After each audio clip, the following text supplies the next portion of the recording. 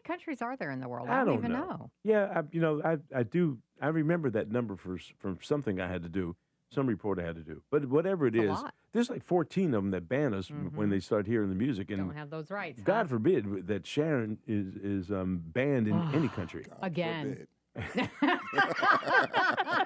She said, banned again. Oh, there's Greg Fischel at the bottom of that picture. We don't want Greg there. I got to fix that up.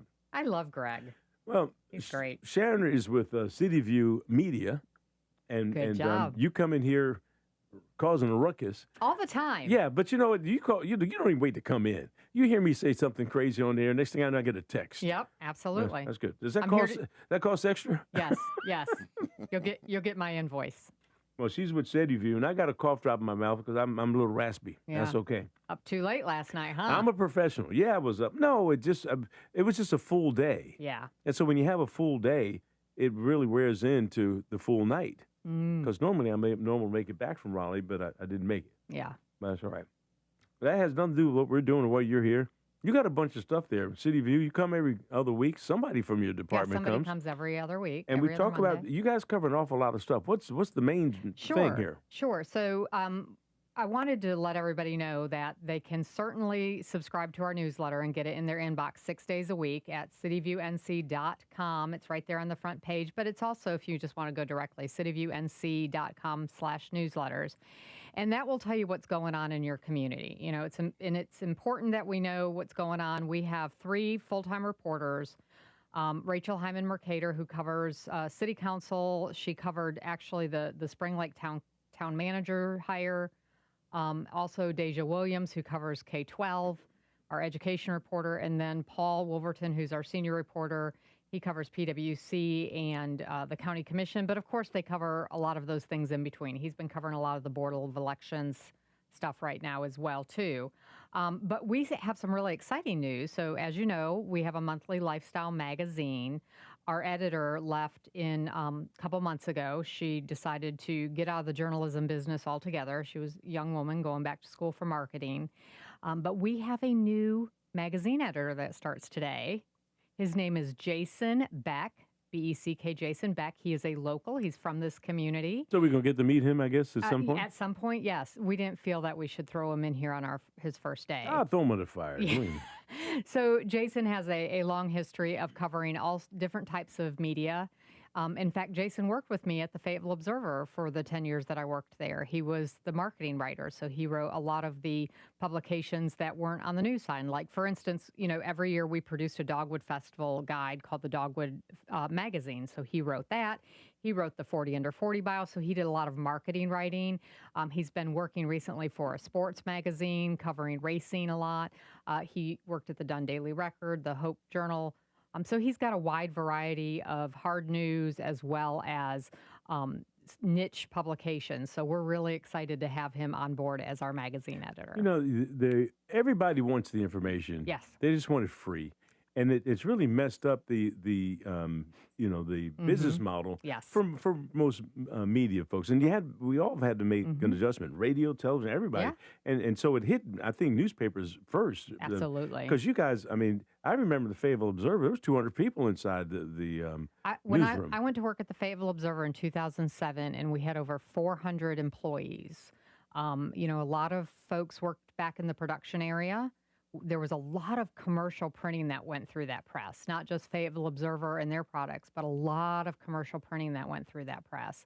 And it is sad to see, you know, where the print media has gone.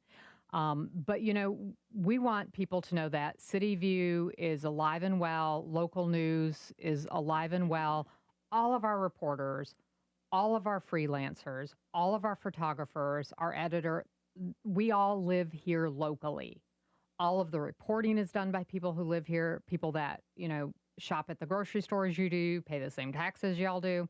And then the editorial decisions are made locally here as well. Yes, we are owned by the Assembly, which is North Carolina's largest independent news organization. But what that means is that the stories that are produced here in the Fayetteville area, greater Fayetteville area, then get legs to all of North Carolina, which is a great segue into something exciting that we're doing.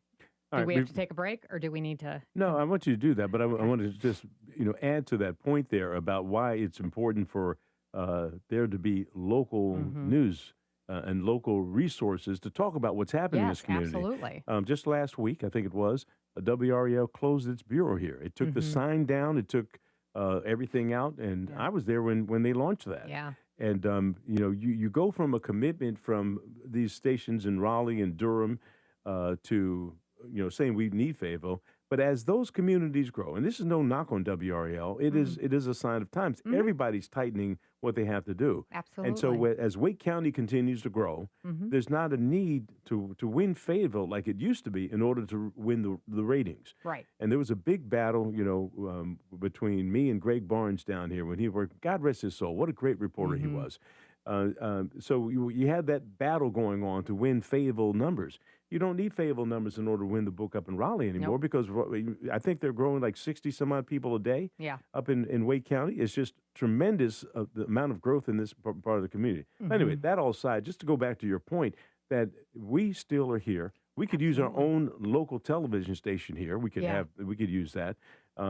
But the neat thing is because of podcasts and because of the ability for the internet and all the things, we can do what we do. Mm-hmm. CityView does it on all those different platforms, Mm-hmm. and you can not only read and hear, but you can see Yes. what Mm-hmm. folks are doing. So Yep. again, yeah, And you have a good announcement you want to say. yeah, Good segue. and just to remind everyone, they can access our website for free. All of our articles are free. All of our archives are free. It's not free to produce, obviously. So that's where the philanthropy arm of that comes in. And we do work with the News Foundation of Greater Fayetteville, so people can certainly make donations through there, and that money stays right here at CityView. But yeah, the exciting news is we hope to expand our staff here in the next year. So when we look at what's going on in our community, there is historic investment, at least in the 39 years I've lived here. I've never seen anything like the investment that we're making in arts, culture, and entertainment. When you look at what's going on right in my neighborhood at Cape Fear Regional Theater, $20 to $25 million renovation of that space. When you look at the Arts Council, and they've just opened Arts XL, and that's been a great incubator for lots of different arts programs. And then when you look at what's going on out at the Crown renovation, and I hear different numbers, that's going to be somewhere between 130 and 150 million dollars. That is, in my time here, I don't know, maybe you've seen something like this, but that is historic investment. Yeah, no, I have not, and I've been here longer than you. Yeah.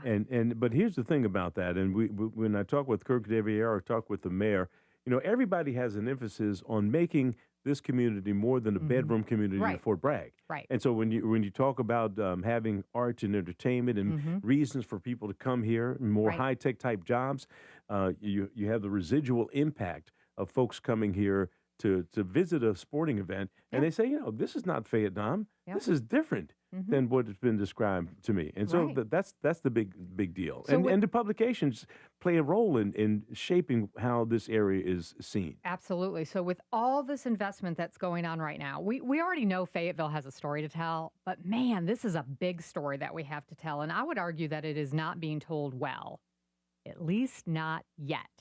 So we are soon going to embark on a fundraiser to help raise enough money to hire a full-time arts, culture, and education reporter for 2 years.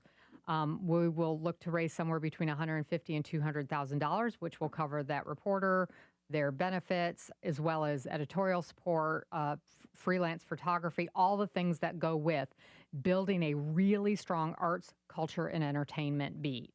And so people might say, well, what are they going to cover? Well, arts, it's the people making the things, right? It's the makers. It's the venues that provide that creative work. It's music. It's visual arts. It's dance. The culture part of this, which is really interesting to me, our editor-in-chief, Matt Haney, has described this as, the why do we do it this way in Fayetteville? He's newer to this community, and he has asked a lot of questions like, why are most of the Italian restaurants owned by Greeks? And that's a great question. I don't know. So what is that story of immigration here from the Greeks and other cultures? What is our community identity? Community identity around food, community identity around faith. What are the traditions? And then, of course, entertainment, where to go, what to eat, all of those types of things. So This is part of a bigger strategy that we are working on called Elevate Fayetteville, because we know, you know, Gilbert, I know that this community deserves to be elevated, not just here in locally, but across the state. And that's where our parent company, the Assembly, comes in. So we will be able to use the power of that network, that statewide network, to tell Fayetteville's good news, tell Fayetteville's arts, culture, and entertainment news. And we're going to need some help doing that. So I'll be back on it with an announcement later, well, maybe the beginning of next year, with how our community can help support that. All right, you got company I do. that's just joined in Hi, here. Mr. Wolverton. It turned his mic on for a second. So Rachel couldn't make it, and you heard that, and you said, I'm going to get over here and fill the gaps. Yeah, it's not too far of a drive. Yeah, he was awake, thank goodness. Yeah. All right, look, Paul, we're going to come back and talk with you in a second. We're going to put everybody on hold here for a second. You're listening to News Talk 640 WFNC. We've got local news right now with CBS 17. Good morning, I'm Greg Funderburg from the CBS 17 newsroom. Cumberland County Schools will start their new school year today. It's the 5th largest school district in our state, with more than 48,000 students going to 86 schools. Behind the military, the school district is the second largest employer in the county, with more than 6,600 full-time employees. Cumberland County opened a new high school. Pauline Jones High School replaces Ramsey Street High School, one of several schools the district closed because of their age and the cost of repairs. School leaders renovated the former Pauline Jones Elementary School and moved Ramsey Street High School into that facility. The school will serve as an alternative high school. An 11-hour standoff ended peacefully in Fayetteville. Around 9 o'clock yesterday morning, officers say a man they were trying to serve warrants to ran into a house on Cedar Creek Road and hid in the attic where a woman and her children were. They were able to escape safely, but officers say the man refused to come out even after deploying tear gas at least twice. Police say the man eventually surrendered. No one was hurt. A big day today at NC State University. A welcome home celebration is planned for NASA astronaut and 3-time graduate Christina Cook. There will be 2 events going on today. The first is called The Launchpad Effect: How Public Higher Education Propels Us Toward a Brighter Future at the Talley Student Union Building, starting at 10 a.m. There will also be a student-led conversation at 3 o'clock this afternoon at the Talley Student Union as well. From the CBS 17 newsroom, I'm Greg Funderburg. Today will be partly cloudy with a stray shower and a high of 91. Tonight will be mostly clear with a low of 67, and Tuesday will be mostly sunny with a high of 89. After we enjoy a pleasant start to the week, temperatures will start to warm up slightly, and our chances for rain will increase, especially by the end of the week. That is your Fayetteville forecast. I'm CBS 17 meteorologist Rachel Dunsing. Hi, Rachel, thank you. And most people just saw me walk in because I didn't turn the camera off with the big water thing for Paul. That was a joke. But Paul wanted to drink. All right, look, 72 degrees right now. Fayetteville, Hope Mills, and Fort Bragg. You're listening to News Talk 640 WFNC. This report is sponsored by Audible. When you start listening to books on Audible, traffic might seem like less of an annoyance and more of an opportunity for another chapter. Audible, stories that speak to you. New members can start listening with a 30-day free trial at audible.com. Attention Lumberton, the used car liquidation blitz is on. 1 week only at Lumberton Honda. Get your winning drive and score with hundreds of pre-owned vehicles at liquidation prices. All makes, all models. Credit challenges? No credit? No problem. We'll tackle any obstacles and get you financed today. Got a trade? We want it. And we're paying top dollar. The used car liquidation blitz. Coming to Lumberton Honda. Exit 22 off I-95. Offer with approved credit. Trade value must be determined with visual inspection. See dealer for complete details and expiration. Attention Lumberton! Attention Rainford! And you too, Fort Bragg! Remember this, 295-95, exit 22. That's the brand new easy drive from Fayetteville straight to Lumberton Honda. And you're here in 20 minutes. If you're buying a Honda, there's no reason to go anywhere else. Lumberton Honda is the best place to shop. And now it's never been easier to get here. Say it again, 295-95, exit 22. Lumberton Honda, the only stop you need. This is Charles Evans, and I approve this message. Hello, this is Super Trav, owner of Midway Barbershop. Every day I talk to folks about safety, jobs, and what our county really needs. That's why I'm endorsing Charles Evans for County Commissioner at Large. Charles listens, he shows up, and he fights for small businesses and working families. He understands our community because he's part of our community. If you want leadership that's real and accountable, join me in supporting Charles Evans. Let's move our county forward together. Paid for by the community to elect Charles Evans. While retinitis pigmentosa takes Mark's vision, his family gives him hope, whether at the family business or at home with his wife and sons. He knows he's not fighting alone. For 50 years, the Foundation Fighting Blindness has funded research into treatments and cures for blinding retinal diseases, providing hope to people with vision loss. And for Mark, winning the fight means being there for his family. The Foundation Fighting Blindness. Together, we're winning. Help us end blinding diseases at fightingblindness.org. On the battlefield, there's a saying America's military men and women live by. Never leave a fallen warrior behind, ever. Off the battlefield, Wounded Warrior Project operates with the same goal. Wounded Warrior Project was created to help our men and women returning home with the scars of war, whether those scars are physical or mental. Wounded Warrior Project. We never leave a fallen warrior behind, ever. Learn more about what we do at woundedwarriorproject.org. Like it or not, crime is a reality. Help protect your family with the Byrna Less Lethal Launcher. Trusted by law enforcement, the Byrna Launcher has powerful non-lethal deterrence, a 60-foot range, stopping attackers up to 40 minutes. Byrna is legal in all 50 states, requires no background checks or permits, and can be shipped right to your door. And for a limited time, save 25% site-wide at Byrna.com. Hurry, the sale ends Monday. Visit Byrna.com today. That's BYRNA.com. Must be 18 plus. Purchase and shipping restrictions vary by state and municipality. Go to Byrna.com to check availability at your location. What keeps you up at night? Do you wonder if what you've saved will be enough? If your money will go as far as you plan? Or whether your retirement will look the way you imagine? What worries you? Everyone's concern is different, but ignoring it won't make it disappear. This is Ron Paul. You may not be able to predict what comes next, but you can take steps now to diversify your savings with precious metals before uncertainty becomes urgency. My friends at Birch Gold Group will send you a free info kit explaining how gold can help diversify your IRA or 401k. Just text the word SHELTER to the number 989898. There's no cost and no obligation. Just free information to help you consider your option. Take the first step with Birch Gold. Text the word SHELTER to the number 989898 today. Message and data rates may apply. Texting enrolls you in a recurring automated marketing text messages. Consent not required to purchase. Message and data rates may apply. The team's looking good this season. I think so. Man, I miss playing football. Ever since I turned 40, I just can't find that fire I used to have. Think it could be lower testosterone? What do you mean? I was feeling the same way. After 40, the body has less testosterone, and men lose their edge. That's why I take Nugenix Total T2. That's the testosterone booster, right? Yes, but Total T2 is their brand new formula that skyrockets nitric oxide levels in as little as 3 hours. Since I started taking it, I've been lifting like when we played for Coach Carter. My energy is way up, and it even spiced up things between me and the missus. Are they still giving out complimentary bottles? Yep, just send a text. Text HIM to 215215 for your complimentary bottle of Nugenix Total T2, the next generation testosterone booster. Text now and we'll include a bottle of Nugenix Thermo X, our newest, most powerful fat burner ever, absolutely free. Text HIM to 215215. That's HIM to 215-215. These statements have not been evaluated by the FDA. This product is not intended to diagnose, treat, cure, or prevent any disease. Paid for by Adaptive Health. Good morning, Fayetteville with Gilbert Bays.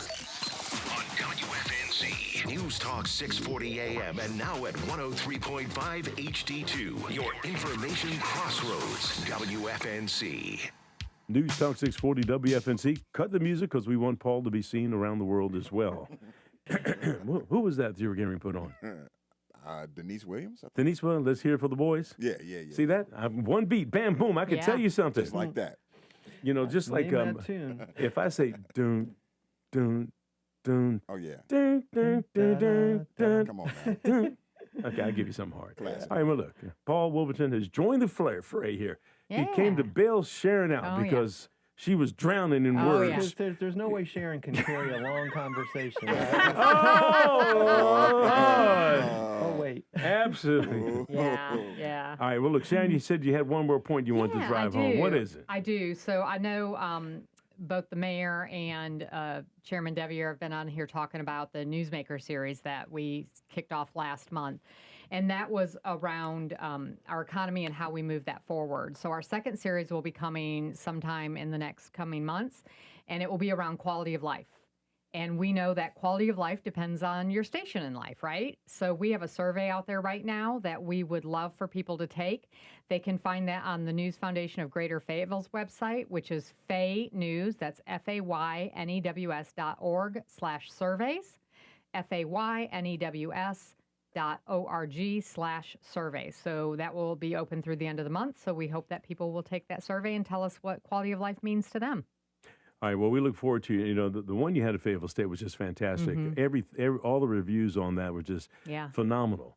And so we have to have this type of engagement in terms of leading the conversation about our own community. Absolutely. So anyway, all right, Paul, you're up in front and center here. Go for it. Well, I mean, we got some news headlines from the last week or so at CityView. I think the one that's going to really bother a lot of people is that on Wednesday this week, the Fayetteville Public Works Commission is going to probably vote to increase your electricity prices if you're one of their customers. It's called the Power Supply Adjustment. They have a public hearing on the increase Wednesday morning at 8:30, and if you would like to speak at the public hearing, you should contact them, or you should show up about 8:15 o'clock in the morning, and then the meeting starts at 8:30, and they're over on I think, Old Wilmington Road. And the increase, it's because they say that if the average residential customer who uses 1,000 kilowatt hours per month, and now everybody uses a different amount, but if you use about that many kilowatt hours per month, that your bill will increase by about $1.24 per month. So, I guess like $15, $18 a year.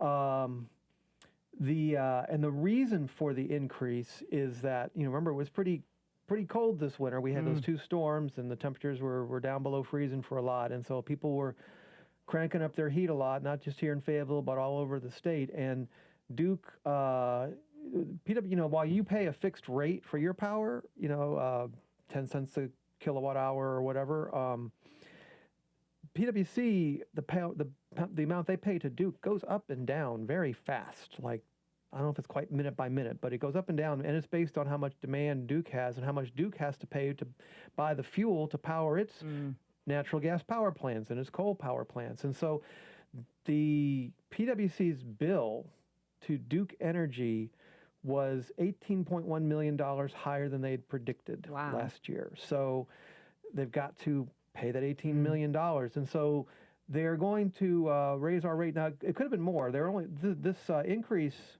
is not actually covering all of the $18 million. It's only covering part of it. And I guess they're going to kind of look at the rest of it later and figure out what to do. So that's happening Wednesday morning, public hearing, if you'd like to go give the Public Works Commission your thoughts on that. Again, I was talking to Richard King, who's the chairman of the PwC, and he told me, we don't want to up the rates. I never want to up the rates. This is Duke and their cost of doing business. So, I mean, that's where we're at. Well, I got a question. So the other electric providers here in the area, not Duke, but the other ones, the membership corporations, do they get their power from Duke? Generally, yes, they do. So I wonder what their rates are going up. I'm just curious. That's a good question. And I understand that Duke also, I don't know, you're a Duke customer, Gilbert. Do you notice if they sometimes adjust your bill based on fuel charges? I never noticed because I ain't paying anything right now. That's right. You've got the solar panels. As a matter of fact, I'm gonna show people this is. I don't know if you can see that right now. Right now, I'm not using any. Even with the rain right now, my solar panels are producing 4.87 kilowatts. The house is only using 1.61, and all the rest of it 3.3 kilowatts.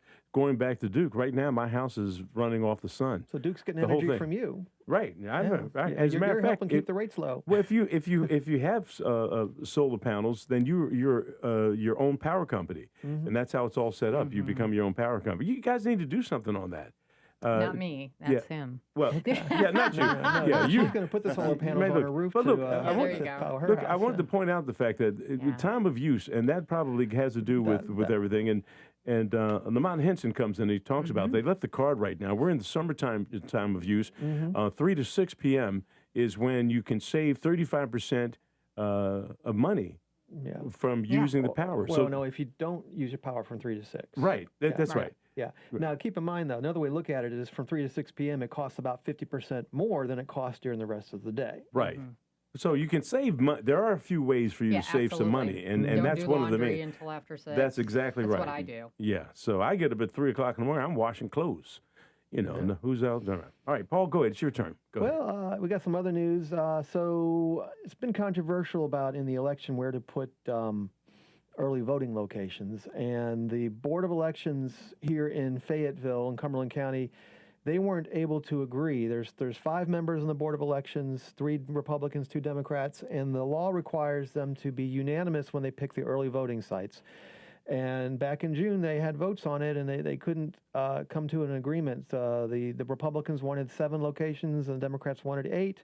The difference being the Democrats also wanted to have Spring Lake, and the Republicans were like, well, not a lot of people vote in Spring Lake during early voting, and it costs a lot to run the site, so it's not a wise use of taxpayer monies, in their opinion. And the Democrats are like, we should run an election for everybody. So, you know, I get the both sides of the argument. But they had to take it to the State Board of Elections for a final decision, which was on Thursday. And the State Board of Elections, which met for 9 hours and 33 minutes on Thursday, and I watched most of it on a stream. I wasn't glad I wasn't in the room. They had to deal with 20 of these across the state, including Cumberland County, and they set up these 7 locations. So Spring Lake's not getting an early voting site. Now, another point of dispute that has been in other counties, but not in ours, is whether to have voting on Sunday.